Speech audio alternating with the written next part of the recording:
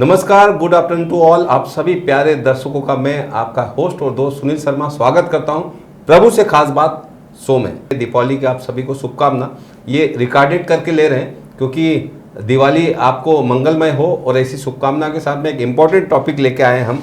हमारे साथ में एक्सपर्ट और आज की जो कीनोट स्पीकर हैं एडवोकेट सीए शिल्पा सिंगारे मैडम मौजूद हैं। स्वागत है आपका। तो हम टॉपिक लेके आए हैं मैडम के साथ में major important changes in MCS act rules and bylaw. तो इस विषय पर बात करेंगे कि पिछले 2014 की बात करें, आप कमेटी में भी रही हैं। हाउसिंग चैप्टर्स अमेंडमेंट कमेटी जो हाउसिंग डिपार्टमेंट में बनाई थी, कोऑपरेटिव डिपार्टमेंट में बनाई थी, उसमें रही हैं। कमेटी की तरफ से WRC की तरफ से रिप्रेजेंट किया था, तो काफ़ी सारा नॉलेज है मैडम को। मैडम के बारे में बता दूं, एडवोकेट हैं, लॉ किया है इन्होंने हाल ही में 3 साल पहले। तो एडवोकेट साथ ही CA chartered accountant women's represent करती हैं WRC की तरफ से, और करीबन 20 साल का बड़ा टाइम का अनुभव है शिल्पा जी को। कोऑपरेटिव की बात करें, रेरा की बात करें, काफ़ी सारे विषय अपीयरिंग करती हैं। हम स्वागत करते हैं शिल्पा जी आपका इस प्लेटफॉर्म प्रभु से खास बात। तो आपका स्वागत है। और ये जो इम्पोर्टेंट टॉपिक है कि किस तरह से MCS एक्ट बना 1960 में और आज भी बीच बीच में उसमें काफ़ी सारे बदलाव आते हैं। क्यों? क्योंकि टाइमिंग के साथ साथ तो MCS एक्ट में जो मेजर चेंजेस हुए हैं उस पर हम आपसे जानना चाहेंगे, हमारे दर्शक जानना चाहेंगे कि बहुत सारे हाउसिंग सोसाइटी में लोग रहते हैं लेकिन अनअवेयर होते हैं। तो ये हमारे प्लेटफॉर्म का मकसद ही है, लोग अवेयर हो और एजुकेटेड हो। तो प्लीज़ वेलकम शिल्पा जी, स्वागत है। Thank you sir, thank you Sunil ji for inviting me on this forum. और सबको दीपावली की शुभकामनाएं, और आपके चैनल को भी और आपको भी इन पर्सन। अमेंडमेंट जो हुआ है उसके पहले हम लोग देखते हैं कि हमारा जो हाउसिंग सेक्टर के बारे में ही हम लोग बात कर रहे हैं। तो महाराष्ट्र में जो हाउसिंग सोसाइटीज़ हैं वो महाराष्ट्र कोऑपरेटिव सोसाइटीज़ एक्ट 1960, उसके रूल्स 1961, इसके अंडर उनका कामकाज होता था अभी 2013 में। और ये एक्ट है, इसको हम लोग पेरेंट एक्ट बोलते हैं। अच्छा, पेरेंट एक्ट। तो पेरेंट एक्ट मीन्स क्या है कि ये जो 1960 वाला एक्ट है ये सारी प्रकार की सोसाइटीज़ के लिए एप्लीकेबल है। जैसे महाराष्ट्र में अगर आप देखोगे तो ऑलमोस्ट 50 से ज़्यादा टाइप की सोसाइटीज़ हैं। क्रेडिट सोसाइटी है, कोऑपरेटिव बैंक है, शुगर फैक्ट्रीज़ हैं, डिपार्टमेंटल स्टोर है, अपना बाजार, डेयरी सोसाइटीज़ है। तो ये अलग अलग तरह की शुगर फैक्ट्रीज, तो ये सहकारी तत्व पे चलने वाली बहुत सारी सोसाइटीज़ है। और उसमें हाउसिंग भी है, क्योंकि हमको मुंबई में हम लोग रहते हैं तो हमको लगता है कि housing means he cooperative, but वैसे नहीं है। 50 to 54 टाइप्स ऑफ सोसाइटीज़ है जिसमें फेडरेशन है। Federation is also cooperative only. तो ये जो कायदा है 1960 का, ये पेरेंट एक्ट है जो सबके लिए एप्लीकेबल था। 2012 में कॉन्स्टिट्यूशनल अमेंडमेंट हुआ था। कॉन्स्टिट्यूशनल अमेंडमेंट मीन्स कॉन्स्टिट्यूशन में कोऑपरेटिव रिलेटेड चेंज लाए गए, जिसमें प्रोफेशनल मैनेजमेंट लाया गया, जिसमें रिजर्व कैटेगरी के पोस्ट, इलेक्शन रिलेटेड चेंजेस वहाँ किए गए। इलेक्शन के लिए स्टेट कोऑपरेटिव इलेक्शन अथॉरिटी होना ज़रूरी है, ये वहाँ बताया गया। AGM का जो डेट है वो 30 सितंबर ही रहेगा हर स्टेट में, क्योंकि हमको पहले ये जानना चाहिए कि कोऑपरेटिव है क्या बेसिकली। सो कोऑपरेटिव जो है ये एक्ट, ये सब्जेक्ट जो है स्टेट सब्जेक्ट है, state subject matter. State subject matter means हर स्टेट का अपना अपना कोऑपरेटिव लॉ है। जैसे हमारा महाराष्ट्र का है तो महाराष्ट्र का ये स्टेट एक्ट है, वैसे ही गुजरात का है, कहीं दिल्ली का है, बिहार का है, राजस्थान का है। तो हर जगह अलग अलग प्रोविजंस थी, जो प्रावधान थे कोऑपरेटिव्स के वो अलग अलग थे। जैसे किसी स्टेट में AGM हो रहा है जून में, किसी स्टेट में हो रहा है जुलाई में, कहीं अपने यहाँ पहले 14 अगस्त तक होता था। तो ये पैरिटी नहीं था। तो ये पैन इंडिया स्टैंडर्डाइजेशन करना था, एक यूनिफॉर्मिटी कोऑपरेटिव एक्ट में लाना था, कंप्लायंसेस के लिए, रेगुलेशन के लिए। तो इसीलिए कॉन्स्टिट्यूशन में बदलाव लाए गए, और कॉन्स्टिट्यूशन में ये पैन इंडिया स्टैंडर्डाइजेशन किया गया। एक आर्टिकल इंट्रोड्यूस किया गया, आर्टिकल 9, और उसमें कोऑपरेटिव रिलेटेड कुछ चेंजेस सजेस्ट किए गए। और फिर हर स्टेट को एक मैंडेट दिया गया कि 1 साल के अंदर आपको ये कॉन्स्टिट्यूशनल चेंजेस जो है ये आपको आपके लोकल स्टेट एक्ट में बदलाव लाने। क्योंकि जब मैं लीगल फ्रेमवर्क की बात करती हूँ कि मुझे किस तरह से फंक्शनिंग करना है एज अ कोऑपरेटिव सोसाइटी, तो हमारा एक लीगल फ्रेमवर्क हमको मालूम है कि पहले कॉन्स्टिट्यूशन है, मेरा कायदा है, कॉन्स्टिट्यूशन है। कॉन्स्टिट्यूशन में अगर कुछ बोला गया है तो वो बाइंडिंग होता है, that becomes law of land. तो कॉन्स्टिट्यूशन में अगर कुछ चेंजेस किए गए हैं तो ऐसे नहीं हो सकता है कि कॉन्स्टिट्यूशन में बोला है कि AGM 30 सितंबर को हो और बाकी सारे स्टेट में कोई जून में ले रहा है, जुलाई में, वो पॉसिबल नहीं है। कॉन्स्टिट्यूशन मेरा ऊपर में है। तो कॉन्स्टिट्यूशन के चेंजेस हर स्टेट को बदलाव लाने के लिए उनको मैंडेट दिया गया 1 साल का। तो हर स्टेट ने फिर अपने अपने जो लोकल स्टेट लॉ या स्टेट एक्ट है, कोऑपरेटिव एक्ट, उसमें चेंजेस किए। तो उसी तरह महाराष्ट्र में भी 2013 में अमेंडमेंट हुआ cooperative based on the constitutional amendment, और उसका जो रूल्स आए उसके वो 2014 में आए, अगस्त 2014 में। और उसके बाद में फिर हमारा बाई लॉ अक्टूबर 2014 में कोऑपरेटिव डिपार्टमेंट ने फर्स्ट टाइम हमारा मॉडल बाई लॉ जो है वो अपलोड किया। तो ये चेंज हुआ हमारा as per the constitutional amendment. तो कॉन्स्टिट्यूशन में चेंजेस क्या लाए, as I said professional management, state cooperative election authority के थ्रू ही इलेक्शन करवाना, क्योंकि इलेक्शन भी कैसे भी होते थे, कोई सोसाइटी कई स्टेट में इंटरनली कर रहे हैं मेंबर्स इलेक्शंस, कहीं रजिस्ट्रार के थ्रू हो रहे हैं, तो कुछ पैरिटी नहीं था, कहीं कुछ डिसाइडिंग फैक्टर नहीं था। तो किसी को अगर रेगुलेट करना है, ये सेक्टर को अगर रेगुलेट करना है, तो कहीं ना कहीं वो एक जगह लाओगे आप, सेम लेवल पे लाओगे, तभी हम लोग उसको रेगुलेट भी कर सकते हैं। तो इसीलिए कॉन्स्टिट्यूशन में कुछ चेंजेस लाए गए। फिर रिजर्व कैटेगरी की जो पोस्ट है कि विमेन चाहिए, 2 विमेन कंपलसरी आपके मैनेजिंग कमेटी पे चाहिए, तो ये भी जो बदलाव है ये कॉन्स्टिट्यूशनल अमेंडमेंट है। फिर कुछ मैंडेटरी रिटर्न्स वहाँ सजेस्ट किए गए कि जैसे किसी सोसाइटी को रेगुलर कंप्लायंसेस अगर करने हैं तो कंप्लायंसेस के हिसाब से कुछ एनुअल रिटर्न्स उनको फाइल करने, तो ये भी कॉन्स्टिट्यूशन में बताया गया। ऑडिटर का जो अपॉइंटमेंट है ये एजीएम ही करेगा, ये भी बहुत बड़ा बदलाव, ये भी कॉन्स्टिट्यूशनल चेंज ही है। तो ये सारे चेंजेस फिर हमारे local state act, Maharashtra cooperative societies act हमारा जो 1960 का है, फिर वो अमेंड हुआ 2013 में। अभी ये एक्ट अमेंड होने के बाद में फिर भी डिपार्टमेंट लेवल पे और मिनिस्ट्री लेवल पे एक थॉट प्रोसेस था कि ये जो पेरेंट एक्ट है ये सारी ही सोसाइटीज़ को गाइड कर रहा है, सारी ही सोसाइटी को एप्लीकेबल है। तो क्या हाउसिंग के लिए हमको कुछ अलग सा कायदा बनाना ज़रूरी है? क्योंकि क्या होता था कि जो अगर आप स्टैटिस्टिक्स देखोगे महाराष्ट्र के, तो आज के डेट में सपोज मेरे 2.5 लाख की सोसाइटीज़ हैं, मैंने जैसे बताया कि 50 से ज़्यादा टाइप की सोसाइटीज़ हैं। तो ये सब सोसाइटीज़ का अगर मैं स्टैटिस्टिक्स आपको दूं, तो आज के डेट में मेरे पास 2.5 लाख सोसाइटीज़ महाराष्ट्र में हैं, 50 टाइप्स ऑफ सोसाइटीज़ मिला के। इसमें 50% of the societies housing societies है। सो ऑलमोस्ट 1.25 लाख सोसाइटीज़ जो है ये हाउसिंग सोसाइटीज़ है। तो क्या पेरेंट एक्ट की जो प्रावधान है, जो तरतूदें हैं, क्या ये हाउसिंग सोसाइटी को भी मैं उसी तरह एप्लीकेबल करूं? क्योंकि आप कोऑपरेटिव बैंक और हाउसिंग सोसाइटी ये 2 चीजें आप कंपेयर नहीं कर सकते, ये टोटली अनकंपेरेबल है। क्योंकि हाउसिंग सोसाइटी में मेंबर रहेंगे 15, 20, 100, 500, 600, 1000, 1500, बट बैंक में अगर आप कोऑपरेटिव बैंक, क्योंकि कोऑपरेटिव बैंक भी तो कोऑपरेटिव सोसाइटी है ना, पहले वो कोऑपरेटिव सोसाइटी होता है, फिर उसको बैंकिंग लाइसेंस मिलेगा। उसी तरह शुगर फैक्ट्री और कोऑपरेटिव सोसाइटी, तो वहां की जो मेंबरशिप है वो 2 लाख, 5 लाख, 10 लाख, 25 लाख की मेंबरशिप है। तो आप ये कंपेयर नहीं कर सकते हो। तो उनके इलेक्शंस अगर स्टेट कोऑपरेटिव इलेक्शन अथॉरिटी करती है और उनको अगर सपोज 30 मेंबर चाहिए मैनेजिंग कमेटी मेंबर, तो वही आप हाउसिंग में वो क्राइटेरिया अप्लाई नहीं कर सकते हो। तो इलेक्शन एक ये ऐसा एजेंडा था कि जिसमें इश्यूज था कि ये कंपेरेबल नहीं हो रहा है डेटा। दूसरी चीज, बाकी की जो सोसाइटीज हैं, ये जैसे कोऑपरेटिव बैंक है, पत संस्था है, शुगर फैक्ट्रीज है, डेयरी है, ये सारी क्या है, ये प्रॉफिट अर्न करने वाली सोसाइटी है। वहाँ मोटिव प्रॉफिट अर्न करना है कि सो दैट मेंबर्स को डिस्ट्रीब्यूट करे डिविडेंड के तौर पे। लेकिन अगर आप हाउसिंग देखोगे तो हाउसिंग का मतलब वो है ही नहीं। हाउसिंग मीन्स हम लोग मेंबर्स वहाँ रेसिडेंशियल पर्पज से फैमिलीज को लेके वहाँ रहते हैं, तो वहाँ जो है कोऑपरेशन का ज़्यादा इंपॉर्टेंस है, साथ में रहने का ज़्यादा इंपॉर्टेंस है। वहाँ किसी मेंबर से पैसा कमाना ये मोटिव नहीं है। तो ये मोटिव के हिसाब से भी आप देखोगे तो ये कंपेरेबल नहीं था। फिर आते हैं कि कंप्लायंसेस और रेगुलेशन की तरफ। अभी 50% से ज़्यादा अगर हाउसिंग सोसाइटीज़ है तो ज़्यादा से ज़्यादा टाइम रजिस्ट्रार का कहाँ जाता होगा? ये हाउसिंग सोसाइटीज रेगुलेट, तो रेगुलेट करना मीन्स, रेगुलेशन करना मीन्स ऑडिट के कंप्लायंसेस की, स्टैट्यूटरी कंप्लायंसेस के, ये उनको देखना है। बट पैथेटिक सिचुएशन क्या है डिपार्टमेंट कि ये रेगुलेशन पार्ट जो है वो उनको करने को ही नहीं मिल रहा है, उनके पास कंप्लेंट्स ही ज़्यादा आ रही। क्योंकि हाउसिंग एक्ट अगर हम लोग देखेंगे एमसीएस एक्ट में, तो वहाँ लिखा है कि आपको अगर कुछ तकलीफ है तो आप रजिस्ट्रार के पास जा सकते हो जहाँ आपका हाउसिंग सोसाइटी या आपका सोसाइटी रजिस्टर्ड है।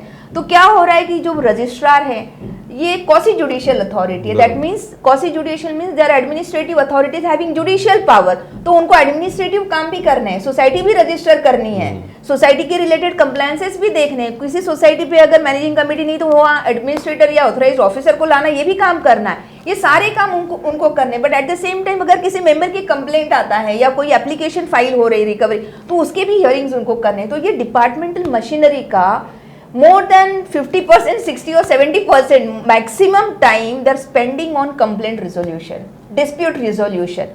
तो फिर सारे डिपार्टमेंट में और मिनिस्ट्री लेवल पे ये एक थॉट प्रोसेस था कि हमको कायदे में कुछ ऐसे चेंजेस लाने चाहिए कोऑपरेटिव एक्ट में कि जिसकी वजह से लिटिगेशन कम होगा।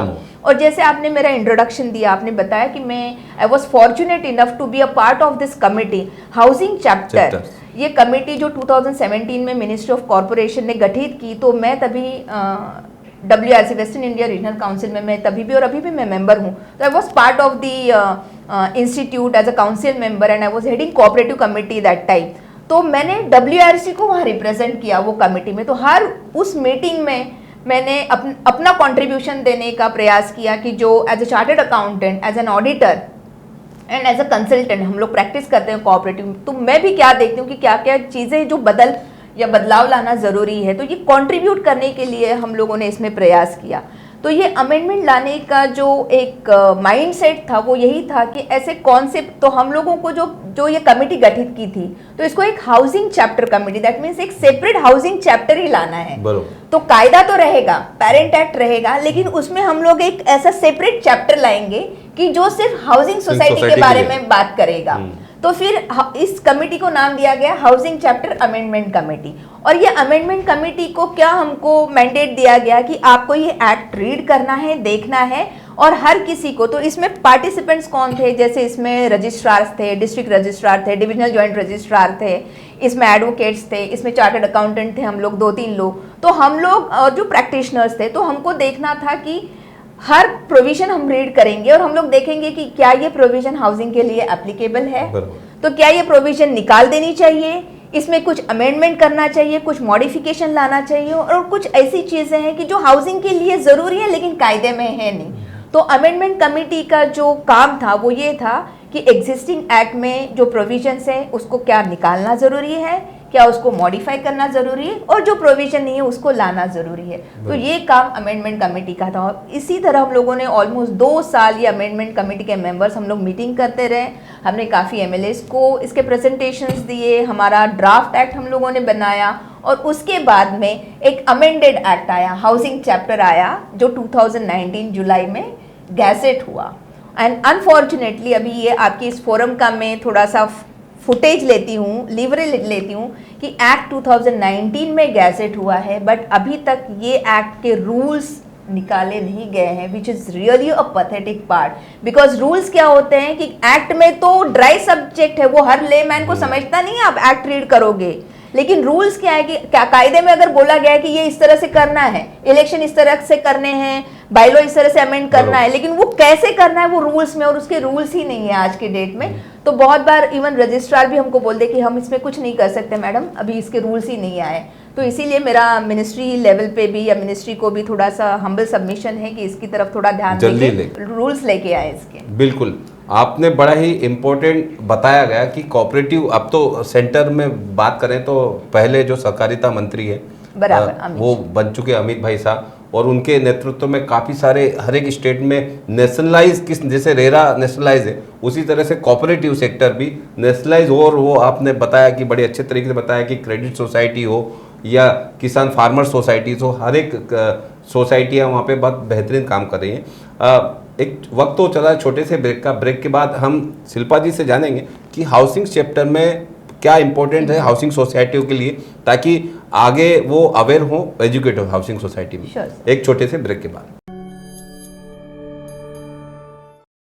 डीम्ड कन्वेंस एक कानूनी प्रावधान है। सोसाइटी बनाने का 4 महीने के अंदर बिल्डर या लैंड ओनर को सोसाइटी के नाम से ज़मीन और बिल्डिंग हस्तांतर करके देना चाहिए। यदि वो नहीं करके देते हैं, आप डिस्ट्रिक्ट डिप्टी मजिस्ट्रेट के पास जाके अपना कन्वेंस ले सकते हैं। इस प्रोसेस को डीम्ड कन्वेंस बताया जाता है। प्रभु एसोसिएट की तरफ से अभी तक 200 या 250 के ऊपर कन्वेंस गए 10 साल में कर चुके हैं। Shashi Acharya, head of the department for conveyance. Deemed conveyance का 4 स्टेजेस होता है। पहला स्टेज है डीडीआर के, हम लोग एप्लीकेशन फाइल करता है और 6 महीने में ऑर्डर मिलता है। एडजुडिकेशन, कलेक्टर सब एग्रीमेंट एडजुडिकेट करके देखता है वेदर प्रॉपर स्टैम्प ड्यूटी और रजिस्ट्रेशन किया है कि नहीं। सब रजिस्टर और रेफरेंसेस जो कन्वेंस डीड रजिस्टर करके देते हैं। And last stage is name change in property card, city survey department. First stage में 6 महीना लगता है डीडीआर के यहाँ। सेकेंड स्टेज में 3 महीना लगता है एडजुडिकेशन। तीसरा स्टेप सब रजिस्टर और एश्योरेंसेस, इसमें 3 महीना लगता है। And the last stage name change in property card भी 3 महीना लगता है। कुल मिला के सब 1.5 साल में हो जाता है। अगर आपका कुछ क्वेरीज हो तो मेरा मोबाइल नंबर है 9821234770।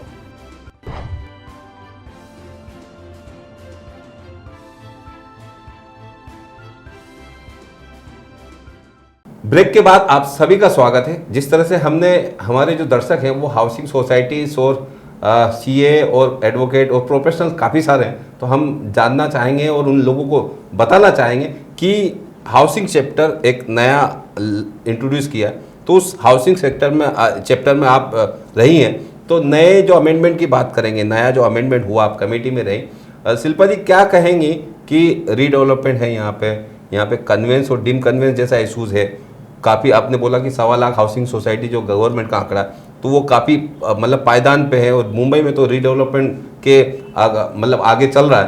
तो इसमें क्या उनको फ़ायदा होगा, लोगों को कैसे अवेयर करेंगे, वो चैप्टर में जो हाउसिंग चैप्टर है उसमें क्या क्या अमेंडमेंट हुए मुख्यतः जिससे लोगों को फ़ायदा होगा? अमेंडमेंट में देखेंगे तो अगर मुझे इसको ब्रॉडली क्लासीफाई करना है तो कुछ डेफिनेशंस हैं, क्योंकि हर कायदे में पहले डेफिनेशन का एक चैप्टर आता है। तो डेफिनेशंस में कुछ डेफिनेशंस हम लोगों ने ऐड किए। जैसे आप देखोगे HUF LLB ये डेफिनेशन में नहीं था।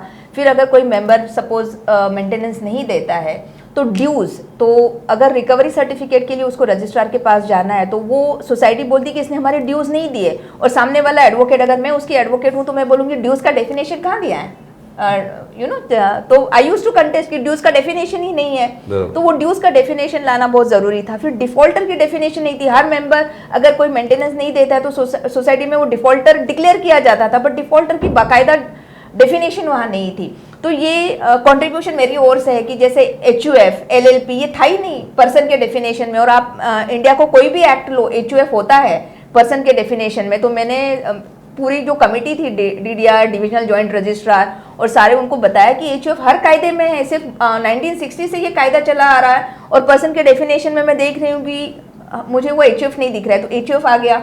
LLP तो मैंने बोला पार्टनरशिप अगर पर्सन के डेफिनेशन में है तो अभी लिमिटेड लाइबिलिटी पार्टनरशिप करके नया कंसेप्ट है, तो आपको LLP भी ऐड करना पड़ेगा, तो वो उन्होंने सुना, तो LLP भी आ गया। फिर मैंने बोला कि हम लोग जब ये रिकवरी सर्टिफिकेट वाला विषय से इंपॉर्टेंट इशू, क्योंकि ये कमेटी गठित हुई है कि लिटिगेशन बहुत है डिपार्टमेंट के पास, और लिटिगेशन में ड्यूज और डिफॉल्टर वाला ही ज्यादा चलता है, तो ड्यूज और डिफॉल्टर की उसको भी डिफाइन करो। तो आप देखोगे तो कायदे में ड्यूज और डिफॉल्टर का भी डेफिनेशन आया है, और ड्यूज में तो थोड़ा सा मॉडिफिकेशन आया है कि जो आप मेंटेनेंस भर रहे हो वो तो है ही आपके सर्विस चार्जेस, वो मेंटेनेंस बिल तो है, बट अगर रिपेयर्स के लिए वगैरह भी सोसाइटी ने कुछ पैसा निकाला कलेक्शन, तो वो भी ड्यूज में। तो ये क्लैरिटी पहले नहीं था, क्योंकि लोग क्या करते थे, जो नॉर्मल मेंटेनेंस है, सपोज 500 आ रहा है तो मैं 500 दूंगा, लेकिन मुझे नहीं करवाना है पेंटिंग, आपको करवाना है कीजिए, तो मैं ये कलेक्शन नहीं दूंगा, मैं क्यों दूं?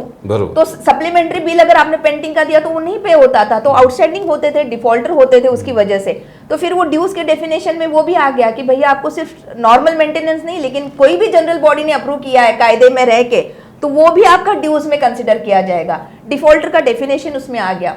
फिर आ गया कि कन्वेंस रिलेटेड मैटर, क्योंकि क्या होता था कि सपोज एक लेआउट है जिसमें 3 ही सोसाइटी है, अगर मुझे फेडरेशन करना है तो मेरे कायदे में फेडरेशन का भी डेफिनेशन है। फेडरेशन मीन्स क्या कि 5 registered societies minimum forms a federation. तो दैट मीन्स अगर मुझे एक ही कॉमन लेआउट है और अगर हमको कन्वेंस करना है, जो हमारा बहुत ही हॉट टॉपिक होता है कन्वेंस, तो कन्वेंस करना है और 2 या 3 ही सोसाइटीज, तो वो फेडरेशन फॉर्म नहीं कर सकती, तो कॉमन कन्वेंस में वो नहीं जा सकती क्योंकि कॉमन लेआउट है। तो ये हम लोगों ने थोड़ा सा डिपार्टमेंट जो हमारे रिप्रेजेंटेटिव थे डिपार्टमेंट को, उनको बताया कि एज अ कंसल्टेंट हमको मालूम है कि ये इश्यूज फेस कर रही है सो मेनी सोसाइटीज, कि जिनके एक या दो ही सोसाइटीज है, तो ये कैसे इसको टैकल करें, उसकी वजह से कन्वेंस नहीं हो रहे हैं लोगों के, और उसकी वजह से फिर रीडेवलपमेंट भी अटका पड़ा हुआ है। तो फिर हम लोगों ने एक नया डेफिनेशन लाया, association of housing societies. It's a beautiful definition which is part of the amendment act. तो इसमें जो सोसाइटीज, जो स्ट्रक्चर एक कॉमन लेआउट पे है, तो उसमें मिनिमम दो सोसाइटी भी रजिस्टर्ड सोसाइटी, तो आप हाउसिंग एसोसिएशन फॉर्म कर सकते हैं रजिस्ट्रार के पास। जैसे हमारा हाउसिंग सोसाइटी फॉर्म होता है रजिस्ट्रार के पास, वही प्रोसीजर आपको वो हाउसिंग एसोसिएशन फॉर्म करने के लिए करना है। तो 2 सोसाइटीज मिनिमम हो तो आप फॉर्म कर सकते हैं, कन्वेंस हो जाएगा। अभी ऐसे अज्यूम करो कि मेरे सिर्फ सोसाइटी नहीं है, कि एक मेरा कॉन्डोमिनियम है जिसके लिए अपार्टमेंट एक्ट आता है, तो एक स्ट्रक्चर जो है कॉन्डोमिनियम में है, एक जॉइंट स्टॉक है और एक registered housing society under cooperative. तो 3 एक्ट के अलग अलग लोग हैं, तो क्या ये एक साथ आ सकते हैं? पहले नहीं आ सकते थे, लेकिन अभी आ सकते हैं। एसोसिएशन ऑफ हाउसिंग सोसाइटी, तो ये 3 different entities also can come together and they can be a part. तो ये तीनों प्रपोजल दे सकते हैं, तीनों प्रपोजल दे सकते हैं एक साथ। रजिस्ट्रार के पास पहले एसोसिएशन फॉर्म करेंगे और फिर एसोसिएशन में वो कन्वेंस लेंगे और फिर रीडेवलपमेंट के लिए जाएंगे। तो association of housing society is one beautiful definition, I would say, कि ये हम लोगों ने इंट्रोड्यूस किया है। And I request all the societies to take benefit. ये जो अमेंडमेंट हुआ, ये अमेंडमेंट का बेनिफिट लेके आप आपकी कन्वेंस करके लो और आपके रीडेवलपमेंट के भी मैटर्स आप आगे पुश कर सकते हो। उसके बाद में हमको इश्यूज आ रहे थे सोसाइटी फॉर्मेशन में, क्योंकि फॉर्मेशन में अगर आप पेरेंट एक्ट में देखते हैं तो उसमें लिखा है कि 10 लोग चाहिए, मिनिमम 10 लोग people, 10 members from different families, means अलग अलग। तो ऐसे नहीं कि मेरा फ्लैट है, मेरे पापा का है, मेरे भाई का है, तो हम लोग तीनों 3 मेंबर हो गए, ऐसे नहीं। It says 10 members from different families. तो और क्या होता है, नॉर्मली बॉम्बे में आप देखोगे, मैं हूँ, मेरे बाजू में मेरे भाई है, मेरी माँ है, वो भी होता है। या फिर दूसरा इशू ये था कि सोसाइटी मेंबर ही, वो प्लॉट ही छोटा है भाई, उधर 5 या 6 ही फ्लैट निकले हैं, तो मैं 10 मेंबर्स कहाँ से लाऊं। तो ये भी हम लोगों ने वो जो कमेटी थी उसके सामने कंसल्टेंट हम लोगों ने रखा कि ये फॉर्मेशन या रजिस्ट्रेशन ऑफ द सोसाइटी भी बहुत बड़ा इशू बन रहा है। तो हमको क्या करना पड़ता था कि ठीक है, आप हाउसिंग सोसाइटी तो नहीं फॉर्म कर सकते क्योंकि आप 10 लोग हैं ही नहीं, 10 मेंबर हो ही नहीं आप, तो आपको अपार्टमेंट एक्ट में जाना है। और अपार्टमेंट एक्ट वैसे भी ठीक नहीं है क्योंकि वहाँ रजिस्ट्रार या वो प्रोविजंस नहीं थे, वहाँ civil court is the only remedy, तो हमको वो भी उनको एडवाइस नहीं करना होता था। तो ये मुद्दा हम लोगों ने रखा वो कमेटी के सामने, और फिर वो भी कमेटी ने अप्रिशिएट किया, और वो 10 वाला जो क्राइटेरिया है, ये अभी रिड्यूस होके 5 पे आया, 5 हो गया। So this is one of the beautiful amendment again, I would say, कि 10 मेंबर वाला जो कंसेप्ट है ये 5 पे आ गया। तो अभी 5 डिफरेंट मेंबर के साथ भी आप हाउसिंग सोसाइटी, मतलब आपने काफी सारा वो कमेटी में रह के बड़े बोल्ड डिसीजन, और ये जैसे बोल सकते हैं 3 अलग-अलग एक्ट की सोसाइटी अलग अलग से की इकट्ठा होकर रीडेवलपमेंट में जा सकती है। तो कन्वेंस वाले इश्यूज पे हम लोग आए, फिर रीडेवलपमेंट वाला भी एक हम लोगों ने छोटा सा अमेंडमेंट किया है,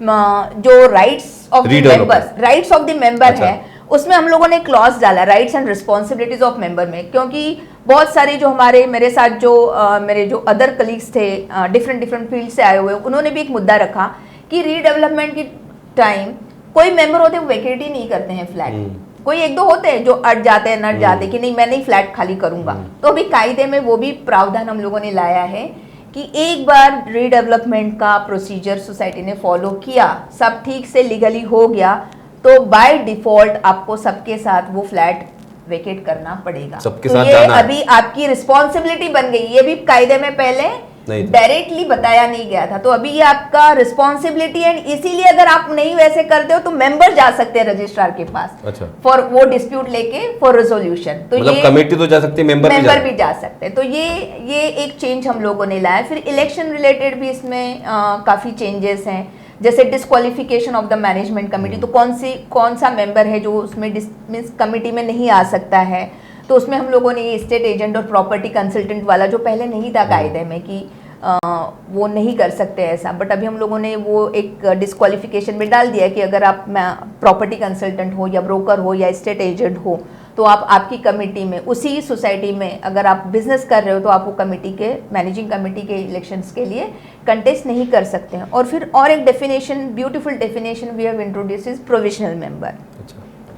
प्रोविजनल मेंबर मीन्स फिर डिपार्टमेंट वाले जो थे registrar, DDR, divisional joint registrar, वो सारे जो हेड थे देशमुख साहब उनको बोल रहे थे कि सर खूब लिटिगेशन होता है, ये सब सारी चीज़ों में नॉमिनेशन नहीं है, नॉमिनेशन है, लोगों को समझता नहीं। तो नॉमिनेशन रिलेटेड भी काफ़ी इश्यूज हाउसिंग सोसाइटीज़ फेस करती हैं और उसकी वजह से काफ़ी लिटिगेशन होता है, क्योंकि कोई मेंबर नॉमिनी करके जाता है और फिर वो नॉमिनी जो होता है वो रिकॉर्ड पे आ जाता है, सोसाइटी के शेयर सर्टिफिकेट पे नाम चढ़ा देता है और बाद में खुद फ्लैट सेल कर रहा है, बेच रहा है, भाड़े पे चढ़वा रहा है। तो लिटिगेशन में सोसाइटी हाउसिंग सोसाइटीज़ को भी लूप किया जाता था। तो हम लोगों ने एक प्रोविजनल मेंबर करके डेफिनेशन इंट्रोड्यूस किया, जिसमें जिस मेंबर को आपने नॉमिनी बनाया है वो प्रोविजनल होगा। तो वो वर्ड प्रोविजनल क्या सिग्निफाई करता है कि आप टेम्पररी मेंबर हो भाई। अच्छा। आपके राइट्स नहीं है, तो आपको सारे लीगल हेयर्स को रिकॉर्ड पे लाना है। और फिर हम लोगों ने टेस्टामेंट्री डॉक्यूमेंट्स के बारे में बात किया कि based on the testamentary document, जैसे विल हो, प्रोबेट है, सक्सेशन सर्टिफिकेट है, लेटर ऑफ एडमिनिस्ट्रेशन या फैमिली अरेंजमेंट है,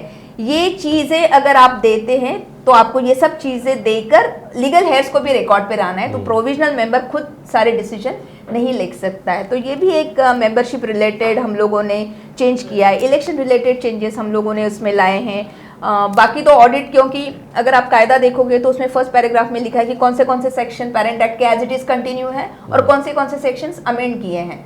तो बाकी ऑडिट रिलेटेड, अकाउंट्स रिलेटेड जो चीज़ें हैं वो एज इट इज़ रखी गई हैं। और अमेंडमेंट में फिर कुछ पावर्स रजिस्ट्रार को दिया है। तो एक 154B27 करके नया सेक्शन इंट्रोड्यूस किया है, जिसमें रजिस्ट्रार को कुछ एडिशनल डिस्क्रिशनरी पावर्स दिए हैं कि अगर कोई सोसाइटी कुछ कंप्लायंस नहीं करती है, रजिस्ट्रार के ऑर्डर को फॉलो नहीं करती है, या कुछ वर्डिक्ट फॉलो नहीं करती है, कोई GR या नोटिफिकेशन का फॉलो नहीं करती है, तो in that case any member can go to the registrar and complain.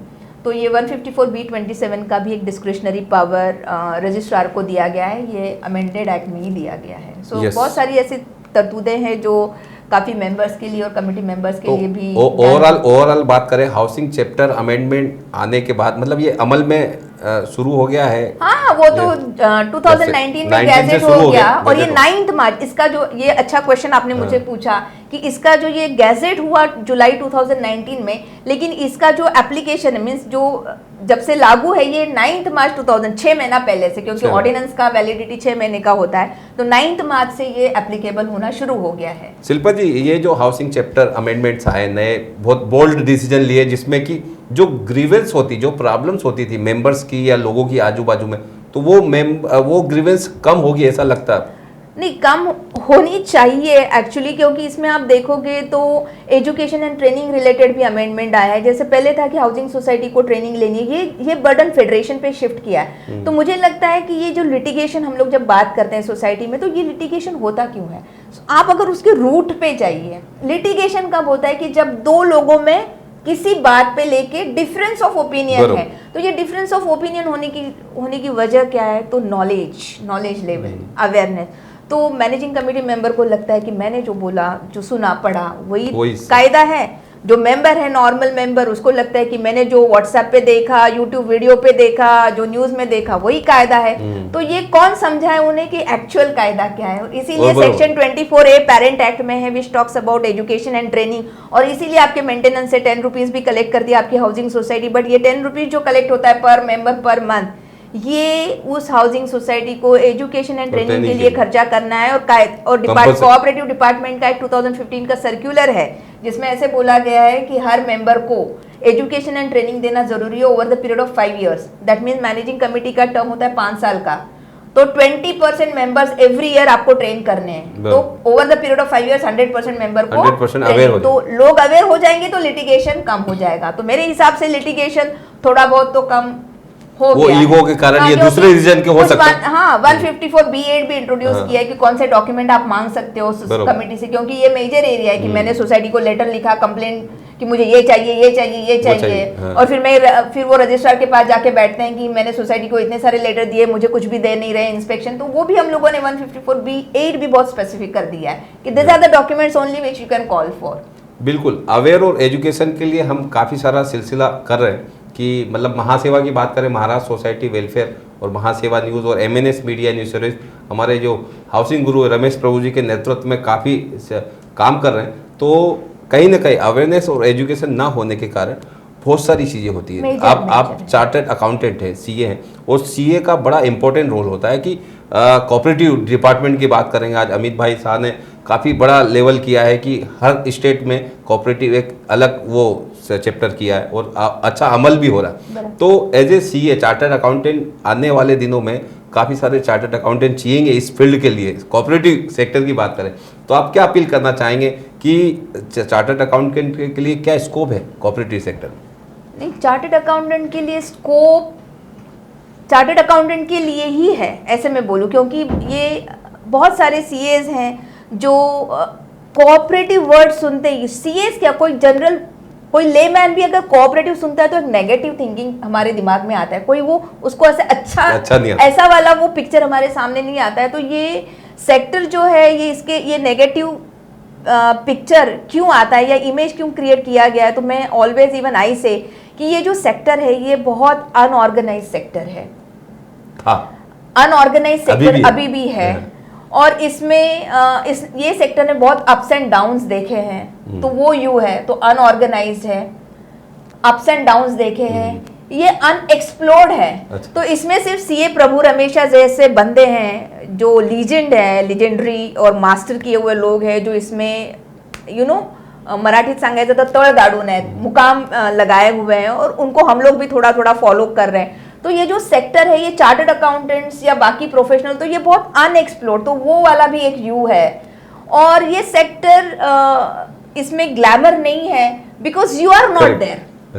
So you are not there means it is, I am appealing to all the chartered accountants कि your presence is needed here। हमारा जो advisory और consultancy है ये अगर हम लोग ये सोसाइटी को, हाउसिंग सोसाइटी या एनी कोऑपरेटिव सोसाइटी, अगर हम लोग इसको सिर्फ ऑडिट की इस पे आप देखोगे कि मुझे इसकी ऑडिट मिलनी है, तो ऑडिट तो हर कोई कर सकता है क्योंकि ऑडिट के लिए सर्टिफाइड ऑडिटर्स भी है, ऑडिट चार्टर्ड अकाउंटेंट भी कर सकता है, ऑडिट तो अभी कॉस्ट अकाउंटेंट भी कर सकता है। पैनल पे तीनों लोग हैं तो वहां तो सोसाइटी को ऑप्शन है।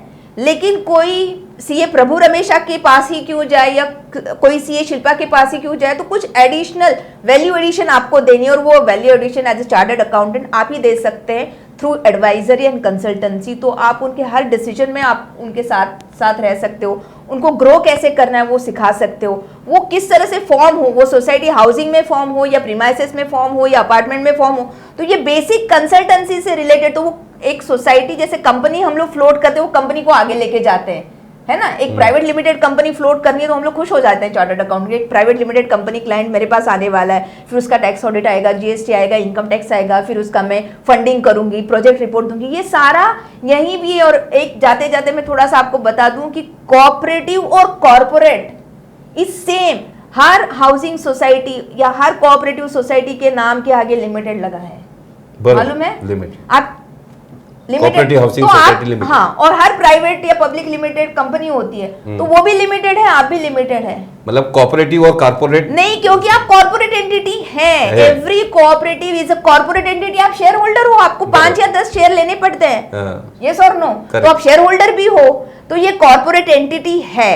सिर्फ कायदे में महाराष्ट्र कोऑपरेटिव सोसाइटीज एक्ट का सेक्शन 36 बोलता है कि आप कॉर्पोरेट एंटिटी है, सिर्फ आपको कंपनीज एक्ट एप्लीकेबल नहीं होगा। तो इसीलिए मुझे आरओसी या एमसीए के रूल्स एप्लीकेबल नहीं है, बट मैं भी कंपनी हूं, तो जो आप कंपनी क्लाइंट के लिए कर सकते हो वही आप हाउसिंग सोसाइटी या कोई कोऑपरेटिव क्लाइंट के लिए भी कर सकते हो। तो इसमें एम्पल अपॉर्चुनिटीज है। और ये मैं वापस फिर से एक बार बताऊंगी कि सीए प्रभु रमेशा अगर 40 साल से या 35 साल से सिर्फ हाउसिंग पे ग्रो कर सकते हैं, इसमें अपॉर्चुनिटी उनको दिखी है 35 साल में, तो बाकी चार्टर्ड अकाउंटेंट उसको इग्नोर कैसे कर सकते हैं। और एग्जांपल देखेंगे कि यदि कोऑपरेटिव का जन्म हुआ है तो मुंबई महाराष्ट्र से हुआ, और उसकी यदि बाहर दूसरी स्टेट में करेंगे तो अमूल आनंद की बात करेंगे हम, एक बड़ा कोऑपरेटिव का एग्जांपल है पूरी दुनिया के लिए, ग्लोबल लेवल का है। तो ऐसे कोऑपरेटिव में बहुत सारे स्कोप है, बहुत सारे चांस है युवा आने वाले सीए चार्टर्ड अकाउंटेंट के लिए। तो आप और देखो युवा जैसे हम लोग बात कर रहे हैं कि हमको we want youngsters, females, you no,